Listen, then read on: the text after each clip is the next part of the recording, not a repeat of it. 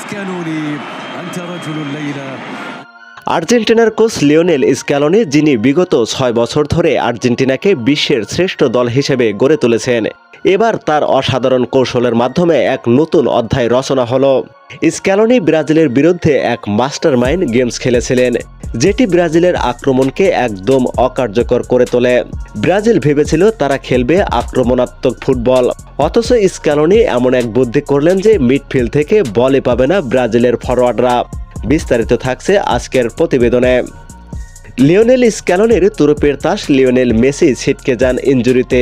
শুধু Lionel Messi ছিলেন না, আরও ছিলেন লাউতারা ডি মারিয়া গার্নেসো। এর ফলে ব্রাজিলের ফরোয়ার্ডদের ঠেকাতে কঠিন বটে। তবে স্ক্যালোনি খেলেছিলেন অন্যরকম এক গেমস, আর সেই গেমসটি হচ্ছে ফরমেশন। ব্রাজিলের মিডফিল্ডে থাকবে 2 জন আর অ্যাটাকে থাকবে 4 জন। স্ক্যালোনি এটা আগে থেকেই জানতেন। তবে ব্রাজিলের অ্যাটাককে রুখে দিতে ডিফেন্ডার বাড়াননি বা পাল্টা আক্রমণের জন্য অ্যাটাকারও বাড়াননি লিওনেল স্ক্যালোনি, বাড়িয়েছেন মিডফিল্ডার। কিন্তু কেন? এখানেই স্ক্যালোনির মাস্টার প্ল্যান। আর্জেন্টিনার মিডফিল্ডে ছিল আলভারো, পারডেস, অ্যানজো ফার্নান্দেজ, আলমাদা। অর্থাৎ বলাই যায় যে আর্জেন্টিনা খেলেছে 5 জন মিডফিল্ডার নিয়ে। যেখানে ব্রাজিলের মিডফিল্ডার 3 জন আর আর্জেন্টিনার 5 জন, সেখানে মূলত ব্রাজিলের সব পরিকল্পনা শেষ।